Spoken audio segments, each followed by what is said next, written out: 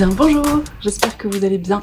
Je continue ma petite série de bilan en tout genre et aujourd'hui on se retrouve pour parler de mes reliques, pour faire un petit point sur l'avancée de mes reliques parmi celles que je vous avais présentées l'année dernière et pour parler de mes nouvelles reliques de 2024. Voilà, faire un petit tour d'horizon de ces livres qui poireautent dans ma pile à lire depuis bien trop longtemps et de comment je m'en sors avec eux. Il y a du bon, il y a du moins bon, mais ça avance tranquillement et on va voir ça ensemble. Je vais essayer de ne pas m'étaler sur 7 ans et de faire une vidéo relativement concise. On va voir comment ça se passe.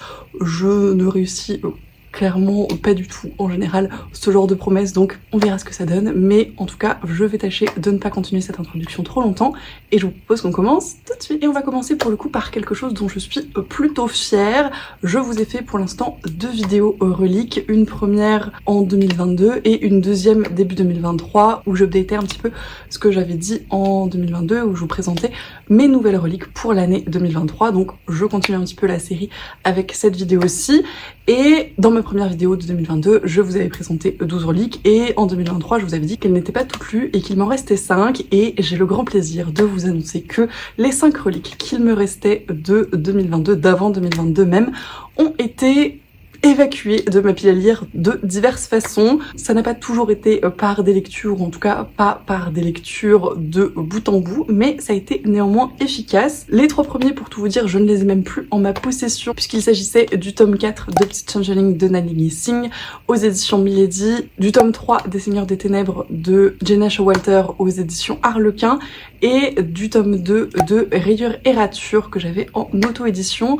Tous les 3 ont été dégagés de ma pile à lire. J'ai dû essayer de lire quelques pages pour chaque et ça ne l'a pas du tout fait manifestement. Honnêtement, je m'en suis débarrassée tout début 2023, donc je ne saurais même plus vous dire quel était mon état d'esprit à ce moment-là. Juste, je me suis dit que ça n'allait pas le faire. Ils étaient dans ma pile à lire depuis avant 2020, il me semble. Et bon, je n'avais juste plus envie de les lire, de prendre le temps de les lire. Donc j'ai tenté le coup, j'ai lu quelques pages, ça ne l'a pas fait. Ils sont sortis de mes étagères et je n'en suis pas peu fière parce que c'est quelque chose que j'ai vraiment beaucoup de mal à faire, de sortir un livre de ma pile à lire quand il ne me fait plus envie. Il y a plein de moments où je me suis forcée à lire des livres alors que vraiment je pense que leur heure était largement dépassée. Donc je suis de plus en plus à l'aise avec ça tout de même puisque je l'ai fait pour ces 3 livres là et j'en suis très satisfaite et c'est vraiment sans aucun regret puisque j'avais presque oublié avant de préparer cette vidéo que je les avais effectivement enlevés de ma pile à lire. C'est pour vous dire à quel point leur présence m'importait peu, donc voilà, je suis très fière de ces 3 nettoyages de pile à lire si on peut dire. Et pour les 2 autres romans de ces anciennes reliques, ils ont été lus dans une certaine mesure en tout cas et clairement, ça me conforte aussi dans l'idée que faut pas que je m'accroche désespérément à ces vieilles reliques puisque ces 2 lectures n'ont pas été absolument incroyables.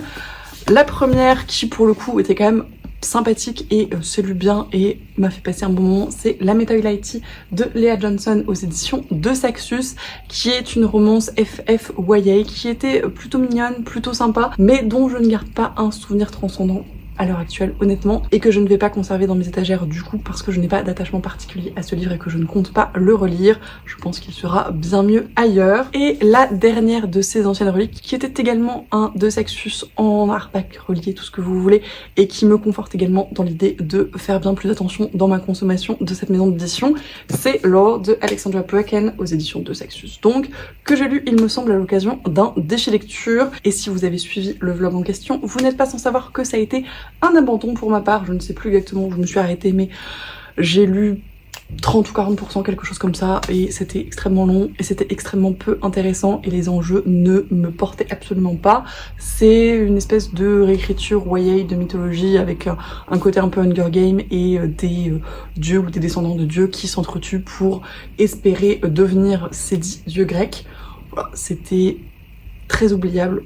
Et encore une fois, je ne me souviens absolument pas des quelques centaines de pages que j'ai lues, donc c'est sans regret que je l'ai abandonné et que je suis assez fière de l'avoir fait encore une fois. Voilà. C'est comme les nettoyages de pile à lire, les abandons c'est quelque chose que je fais, que je m'autorise à faire de plus en plus, ou en tout cas quand j'en ressens le besoin, et j'en suis assez fière également. Donc voilà pour ces 5 premières anciennes reliques donc d'avant 2022. Je suis très satisfaite encore une fois de les avoir toutes bazardées d'une façon ou d'une autre. Ça n'a pas forcément été une réussite comme vous l'avez vu, ce qui me conforte encore une fois dans l'idée de ne pas garder mes reliques trop longtemps. Mais force est de constater que le fait de les mettre un petit peu sur la sellette et de me faire ces listes fonctionne, puisque d'une façon ou d'une autre, je prends des décisions les concernant. En ce qui concerne donc les nouvelles reliques, en tout cas les reliques que je vous avais présentées début 2023, qui étaient également 12, je suis relativement satisfaite également, puisque si je ne les ai pas toutes lues, j'ai réussi à en lire 7 sur 12. Il m'en reste encore donc 5 que je n'ai pas lues, comme finalement pour les anciennes reliques de 2022. Donc j'ai bon espoir de réussir à les gérer comme celle que je viens de vous montrer, en me mettant sur, je pense, le premier trimestre 2024 pour prendre une décision à leur propos. En tout cas, pour celles que j'ai lues, ça a été très bon ou moins bon, mais je vais vous les présenter tranquillement. La première que j'attrape, pas du tout dans l'ordre de lecture, parce que je pense que c'est une des dernières que j'ai lues pour le coup, c'est Cendre de Johanna Marines aux éditions Snag, qui est donc une espèce de récit steampunk dans un Londres victorien, avec une question de drogue qui circule et un certain nombre de meurtres qui se passent. On est à l'époque de Jack l'Éventreur, il y a pas mal d'intrigues qui s'entremêlent et on va suivre notamment deux protagonistes qui gravitent un petit peu là-dedans. Et encore une fois, malheureusement, comme les reliques que je viens de vous présenter, ça n'a pas été une grande réussite. Ça s'est lu pour le coup jusqu'au bout, je ne l'ai pas abandonné, mais c'était aussi relativement oubliable. Si le style était fluide et pas désagréable en soi, je n'ai pas grand souvenir des intrigues, des enjeux, des personnages. J'ai trouvé l'ensemble assez convenu. Je ne vais pas conserver ce récit dans ma bibliothèque non plus, mais je suis très contente de l'avoir lu et de lui avoir donné une chance, et très contente qu'il quitte ma pile à lire et les reliques de celle-ci. Autre récit francophone que j'avais également acheté aux Imaginales comme le précédent, Les Chaînes du Silence de Céline Chevet aux éditions du Chat Noir, qui pour le coup est une espèce de réécriture du mythe du vampire, où on va suivre également deux personnages qui ont une relation un petit peu particulière, entrecoupée d'une espèce de mise en abîme d'un carnet d'un autre personnage qu'on apprend à connaître par ce biais. C'était une lecture très particulière, très déroutante pour le coup. Je suis extrêmement fan du style d'écriture de Céline Chevet, je trouve qu'elle écrit très bien et que au niveau ambiance c'est toujours hyper intéressant. Je pense que je suis un peu passée à côté de cette lecture et que clairement je n'ai pas tout compris en termes de métaphores et de sous-texte. Je pense que pas mal de choses m'ont échappé. Ça restait une lecture intéressante et il y a plein de choses qui me restent en tête en termes d'impression, en termes d'ambiance, mais pas particulièrement en termes de personnages ou d'enjeux. Celui-ci pour l'instant, je le conserve dans ma bibliothèque, mais je ne sais pas s'il y restera éternellement. En tout cas, c'était plutôt une demi-teinte pour cette lecture. On va relever un petit peu le niveau, et une fois n'est pas coutume, c'est avec un de Saxius, et c'est le deuxième tome de l'Ascension de Camelot, La trahison de Camelot de Kristen White, aux éditions de Saxius donc. Celui-ci aussi, je l'avais sorti à l'occasion d'un défi lecture, et je suis d'autant plus ravie que ces défis m'aient permis de sortir des petites reliques de ma pile à lire. J'espère que ce sera encore le cas cette année puisqu'on continue le format avec Lucie. Toujours est-il que c'est le deuxième tome d'une trilogie et j'avais beaucoup apprécié le premier, mais j'avais mis un moment à lire ce deuxième tome et j'ai le troisième qui pourra être encore dans ma pile à lire, donc il serait temps que je termine cette série cette année. Toujours est-il que j'avais beaucoup apprécié ce deuxième tome dans l'évolution des intrigues, des personnages. On est ici sur une réécriture de légende arthurienne YA avec une réinterprétation du rôle et de la place de Guenièvre que je trouve assez chouette, et notamment voilà des bonnes idées sur le traitement de tous les personnages que je trouve très intéressante, et j'ai hâte de voir ce que ça va donner dans le troisième et dernier volume. Encore une fois, je vais m'atteler à sortir assez rapidement. Un livre que pour le coup on a lu en Explora Livre cet automne, et pareil, je suis très contente qu'il soit sorti à cette occasion. C'est Rouge de Pascaline Nolo aux éditions Gulfstream dans la collection Électrogène, avec un jaspage rouge du plus bel effet. On est encore une fois dans une réécriture, mais cette fois-ci du Petit Chaperon Rouge, avec une dimension plus historique, plus médiévale, assez présente, et une question aussi des violences sexuelles et des traumatismes qu'ils peuvent engendrer, qui était ma foi très intéressante en termes de traitement. Ça a aussi été une lecture un petit peu en demi-teinte parce que certains aspects étaient peut-être trop présents ou pas forcément justifiés dans l'intrigue et dans le message final, mais l'écriture de l'autrice était extrêmement agréable et hyper intéressante, et il y avait plein de développements et de twists qui étaient bien amenés et très chouettes. Donc dans l'ensemble c'était une lecture plutôt cool, même si voilà, il y avait quelques points un petit peu plus négatifs, et encore une fois j'étais très contente de la sortir pour Explora Livre. J'en profite pour vous faire une petite aparté Explora Livre tant qu'on est dans le sujet. On a remanié un petit peu le format, je vous en avais déjà parlé dans quelques vidéos et je vous en reparlerai plus précisément probablement dans d'autres, mais tant que j'y suis j'en profite. On a décidé avec Juliette et Lucie de vous proposer pour cette année de voter pour les lectures que vous vouliez faire. Vous l'avez peut-être vu passer sur YouTube et sur Instagram, mais on a mis au vote du coup les lectures pour février, puisqu'on s'est laissé le mois de janvier pour se reposer un petit peu. Du coup, les votes ont été faits, les votes sont désormais clos. Pour la lecture francophone, vous avez choisi du coup de lire Absolu de Margot Dessen, le premier tome aux éditions Big Bang, qui me tarde de découvrir, qui est dans ma palle et que je suis très contente de sortir encore une fois.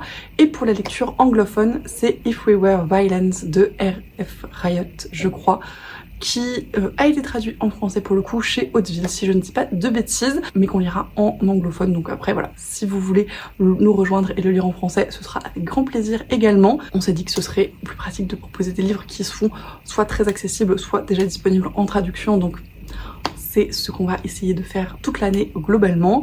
J'ai très hâte encore une fois de partager ces deux lectures avec vous. J'espère qu'elles nous plairont et qu'on pourra en discuter ensemble. N'hésitez pas à faire des propositions pour les mois prochains si vous avez des lectures francophones ou anglophones que vous voulez sortir de vos piliers et pourquoi pas de vos reliques, puisque c'est le thème de cette vidéo. Et voilà, j'ai très hâte de continuer cette petite aventure Explora Livre. Autre relique, autre LC, mais cette fois-ci pas en book club, le premier tome de La Ville sans vent de Éléonore de Villepoix aux éditions Hachette, que j'ai lu en lecture commune avec Laura de Papotage Livresque et Kim de Everbooky, même si je ne suis pas sûre qu'elle soit allée jusqu'au bout. On est ici dans de la fantasy francophone encore une fois, encore un livre que j'avais acheté aux Imaginales et qui poireautait depuis.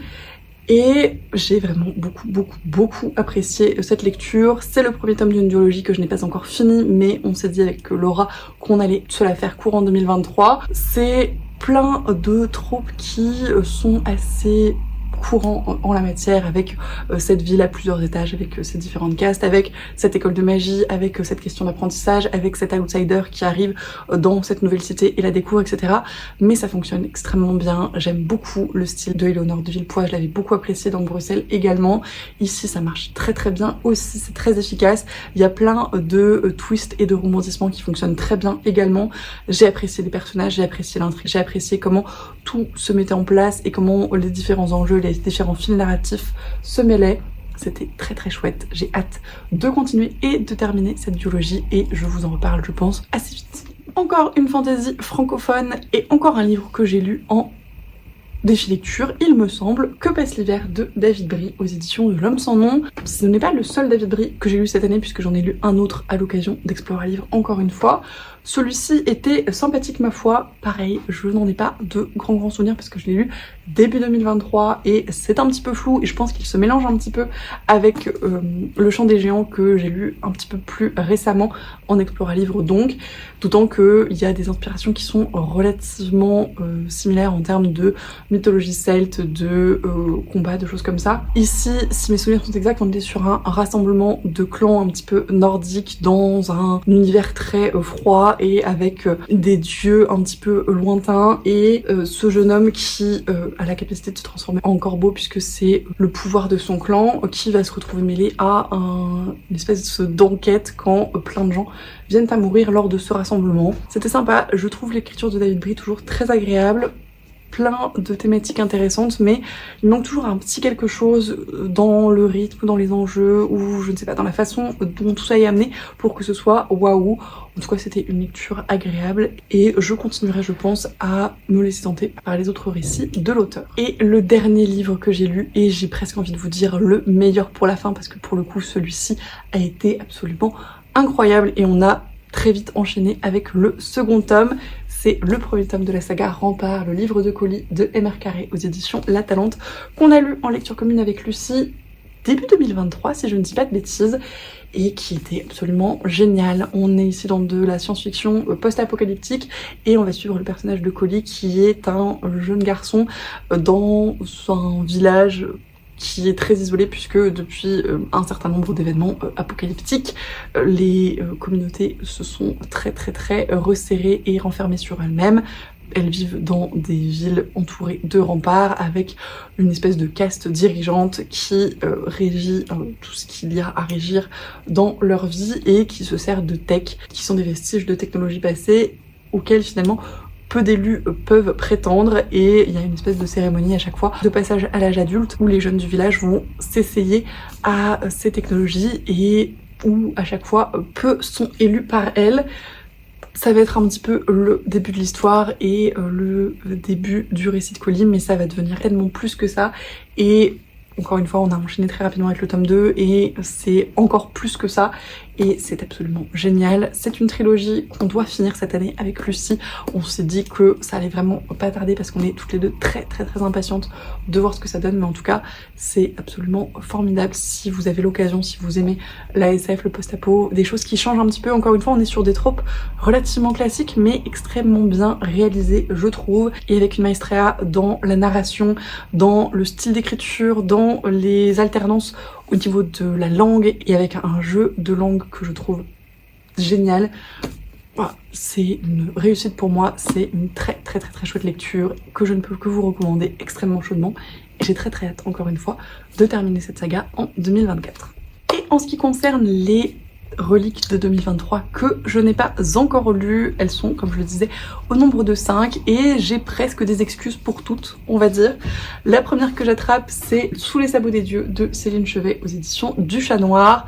J'en ai lu un des deux de Céline Chevet que j'avais dans ma pile à lire, mais il me reste celui-ci.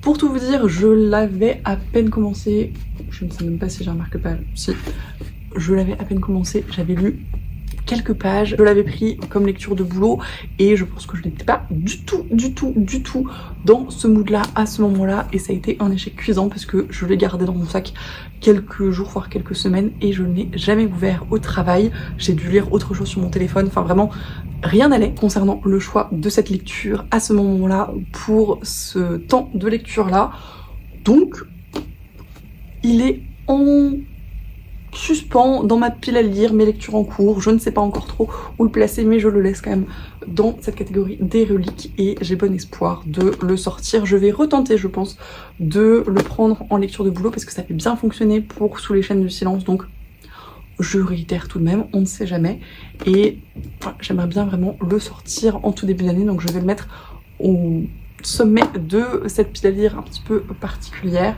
et j'espère vous en reparler très vite. Le deuxième pour lequel j'ai également une très bonne excuse, c'est le premier tome de Vampiria, La Cour des Ténèbres de Victor Dixon aux éditions Robert Laffont. Pour le coup, celui-ci me fait extrêmement envie. J'ai vu beaucoup de très bons retours sur cette série, notamment de Juliette et Lucie, et on devait se le lire en lecture commune avec Kim de Everbooky. Sauf que je lui ai proposé de le commencer cet automne et c'était absolument pas du tout le bon moment pour moi, très clairement. Encore une fois, je me suis laissée déplacer par les événements et je n'ai pas du tout eu conscience de mes capacités de lecture à ce moment-là. Donc cette lecture commune a tourné court, d'autant que Kim n'était pas hyper enthousiasmée, il me semble. Donc on ne s'est motivé ni l'une ni l'autre, très clairement c'était un bel échec. Mais je ne désespère pas, j'ai vraiment très envie de découvrir cette histoire, encore une fois, parce que j'en ai eu de très bons retours. Donc pareil, celui-ci c'est un peu au sommet de cette pile à lire pour le début de l'année et j'espère que je vous en reparle très vite. Kim, si tu passes par là et si tu es toujours motivé pour le lire, n'hésite pas. Peut-être que tu l'as abandonné clairement depuis, je ne sais pas, mais dis-moi si tu veux qu'on le lise ensemble ou non. Ensuite, celui-ci, j'ai bof une excuse, mais un peu quand même, c'est Être une fille de Joy aux éditions Papitou Éditions. Je vous l'avais dit quand je vous l'avais présenté la dernière fois, c'est un Ulule que mon père a financé et qu'il m'avait offert et je voulais voir un petit peu ce que ça donnait en matière d'explications ludiques un petit peu d'un certain nombre de choses sur les règles, des choses comme ça, voir si c'était intéressant, si c'était bien fichu ou pas. Et je n'ai clairement pas eu le temps de me pencher dessus cette année et de voir ce que ça donnait, puis c'était pas du tout le type de lecture dont j'avais envie quand j'avais le temps, donc c'est passé à la trappe. Je vais tâcher de voir un petit peu ce que ça donne, je vous dis, début 2024. De toute façon, comme pour les 5 précédentes vieilles reliques, je me donne jusqu'à la fin du premier trimestre de cette année pour ces 5 nouvelles anciennes reliques, pour les passer à la casserole d'une façon ou d'une autre et voir ce que ça donne. Donc Voilà. Celui-ci, ça passe ou ça casse, mais en tout cas il faut que je m'y mette et que je vois ce que ça donne. Et les deux derniers, ce sont deux Saxus, encore une fois, parce qu'il y en a un certain nombre qui me restent sur les bras. Le premier, c'est Le Chant des Sans Repos de Roséanne Anne Brown, aux éditions de Saxus, donc en hardback, toujours sous blister, alors que ça fait 1500 ans qu'il est dans ma pile à lire à peu près. J'ai le deuxième tome aussi parce que pourquoi pas, et je ne l'ai toujours pas entamé, du coup vous imaginez bien. Pareil, il faut vraiment que je le passe à la casserole et que j'arrête de... Je ne sais pas quoi faire avec ce livre très clairement, donc voilà, c'est de la fantaisie d'inspiration africaine il me semble, mais je n'en sais pas grand chose de plus et je ne sais pas si j'ai envie d'en savoir grand chose de plus. Comme vous l'avez vu, j'ai eu quelques déboires avec mes reliques de Saxus, donc je ne pars pas très confiante, mais d'un autre côté, il faudrait quand même qu'ils sortent et que je vois ce que j'en fais, d'autant que j'ai le deuxième tome, donc faut que je vois ce que je fais des deux tomes, n'est-ce pas? Et de toute façon, comme je l'ai dit, je suis beaucoup plus regardante maintenant sur mes achats de Saxus et j'en achète vraiment de moins en moins et ça va venir quasiment à plus du tout, je pense, sauf quelques rares exceptions et séries que je continue, mais en tout cas, il faut que je me décide sur cette relique-là. Et la dernière relique de Saxus, et celle-ci me crève un petit peu le cœur, très honnêtement, parce que pour le coup, c'est une série que j'affectionne énormément. C'est toujours et encore le troisième tome de The Bone Season, Le Chant se lève de Samantha Shannon, aux éditions de Saxus donc, que j'avais dédicacé aux Imaginales 2022 et qui est dans ma palle depuis. Ça ne va pas du tout et il faut que je fasse quelque chose, donc pareil, je vais tâcher de le lire au premier trimestre 2024, d'autant que, spoiler, mais vous allez le voir incessamment sous peu, le quatrième tome rejoint ma liste des reliques pour 2024, donc ce serait bien que j'arrive à enchaîner les deux. Et comme ça, voilà, ils ne sont plus dans cette liste de l'infamie et je n'en serai que plus légère. Blague à part, c'est une série de fantasy dont j'avais beaucoup apprécié les deux premiers tomes.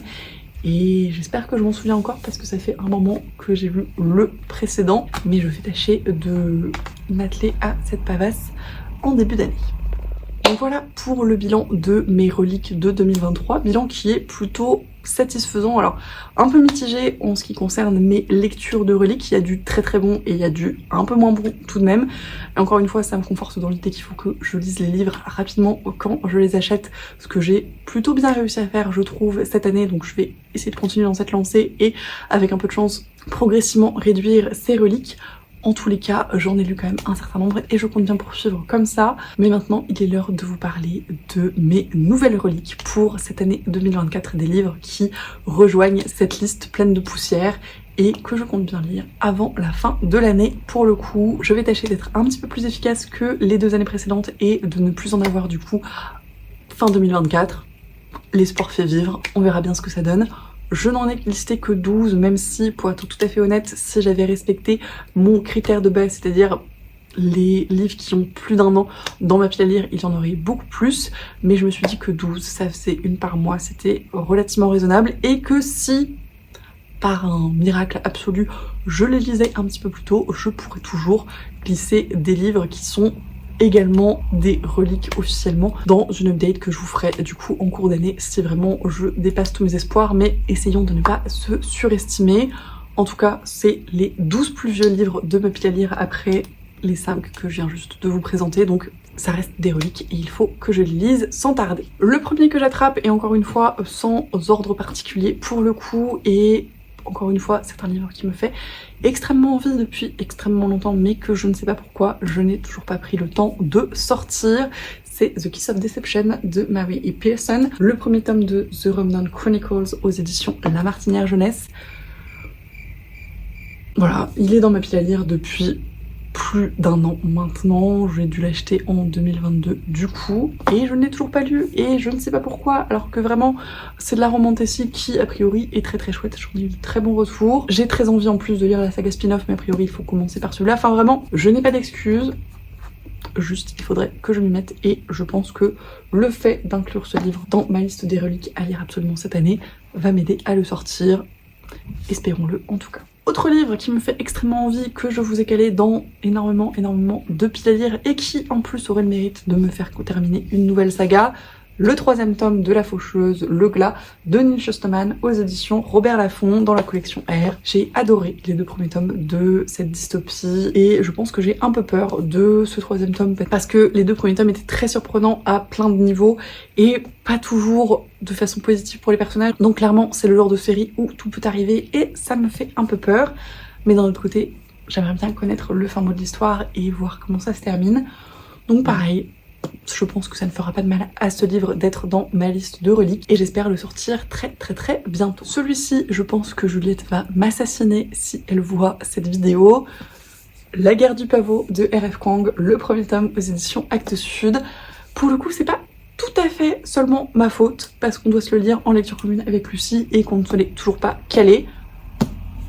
Lucie, c'est quand tu veux. On a à peu près 1000 milliards de LC prévus avant, mais si jamais, il faut qu'il sorte cette année, donc on n'a pas le choix. Mais si c'est aussi bon que la lecture de Colis, qui pareil était une de mes reliques, ça va être formidable, c'est ça qu'il faut se dire. Bref, il sort cette année et on va se le prévoir en LC rapidement. 3 livres de la même maison d'édition qui, pour une fois, ne sont pas des 2 Saxus, ça change agréablement.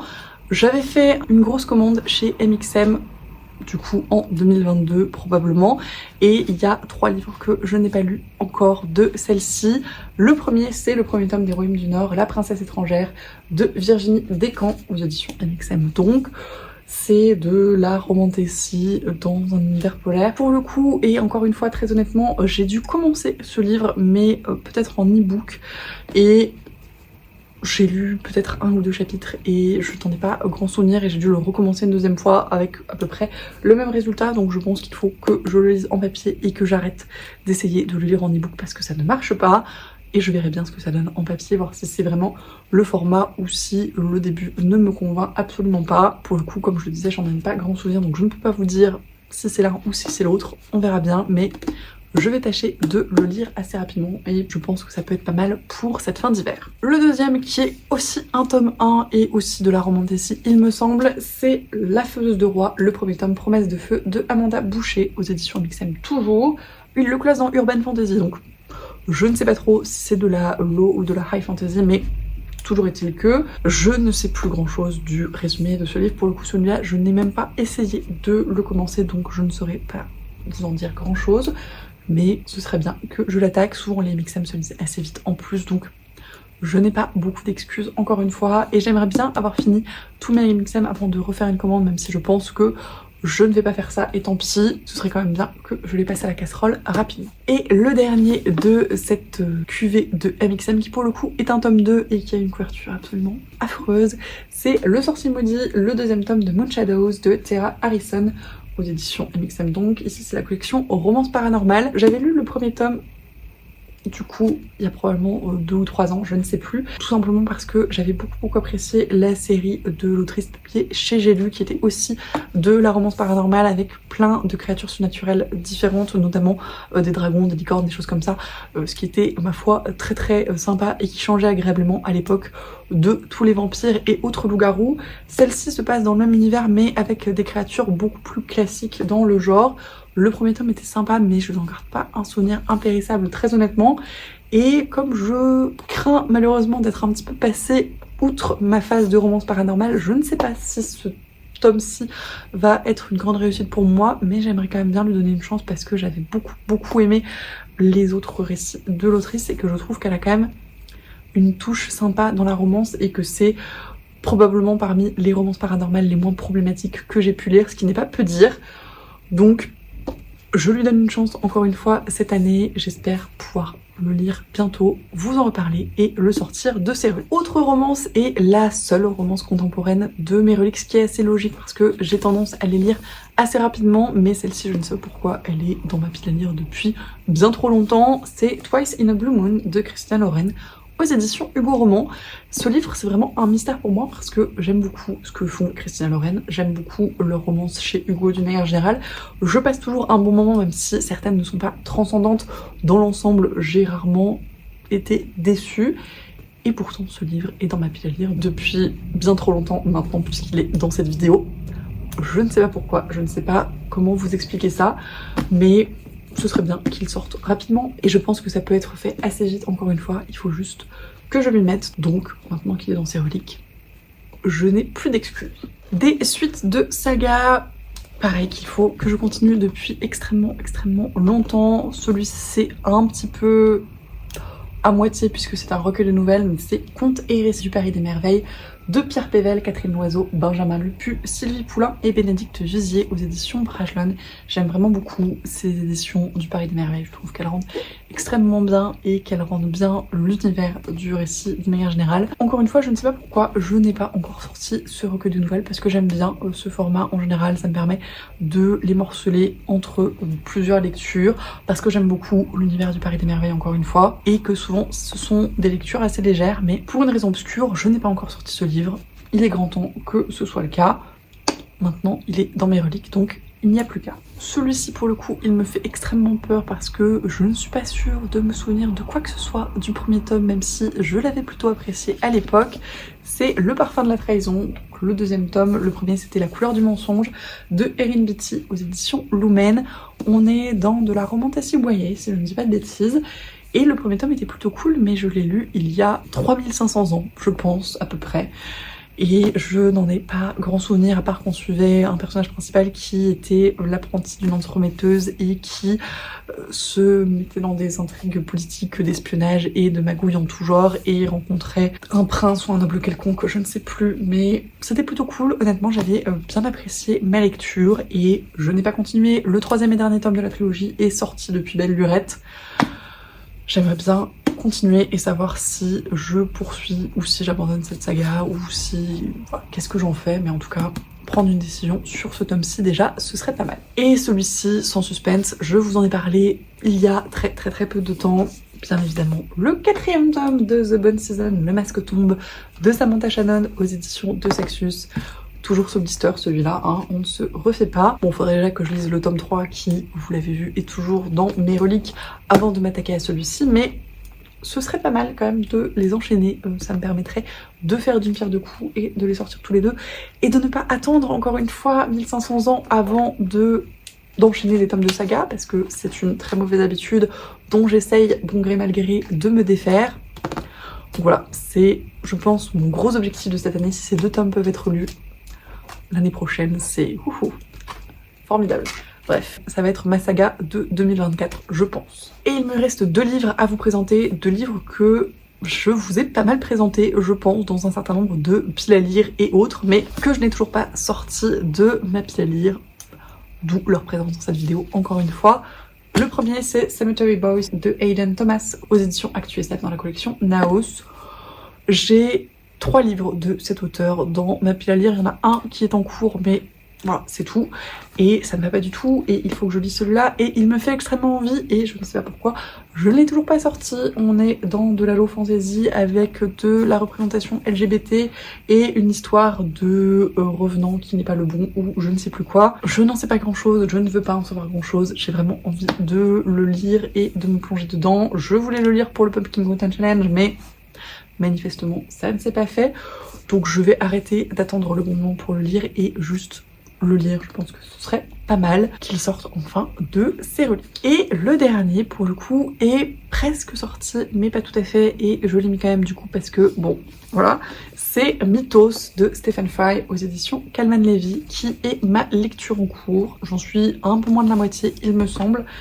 Et j'aime beaucoup cette lecture, mais c'est pas le genre de livre que l'on peut marathonner puisque c'est un récit des mythes grecs avec la patte de Stephen Fry, mais du coup avec ce côté très épisodique que peuvent avoir ces mythes grecs, et c'est difficile d'en enchaîner plus de 2 ou 3 d'affilée sans que ce soit un petit peu lourd. Donc je le lis tranquillement depuis cet été, mais je n'avance pas aussi vite que je le souhaiterais. Donc encore une fois, cette vidéo c'est un rappel pour moi de le lire plus rapidement et de enfin le faire sortir de ma pile à lire pour de bon, parce que là encore une fois il est un petit peu le cul entre deux chaises dans ce no man's land des lectures en cours, en pause, on ne sait pas trop. Il faut que ça cesse, il faut que ça cesse, il faut qu'il soit lu et que l'année prochaine je vous dise ce que j'en ai pensé. Et voilà, c'en est tout et c'est déjà pas mal pour ce point relique de 2024. Comme d'habitude, j'espère que ça vous a plu. N'hésitez pas à me dire ce que vous en avez pensé. Si vous aussi vous avez des reliques dont vous avez peut-être un petit peu honte, comme voilà, certains des tomes de saga qui poireautent désespérément sur mes étagères. J'espère encore une fois réussir à lire tout ça cette année. J'ai de grands espoirs pour 2024, mais il faut avoir le courage de ses ambitions, n'est-ce pas? En tout cas, je me souhaite de réussir à lire tout ça et de vous en reparler très rapidement, et j'espère que tout va bien se goupiller, il n'y a pas de raison. Bref, comme d'habitude, n'hésitez pas à me dire si vous avez lu certains des livres que j'ai présentés, si d'autres vous tentent.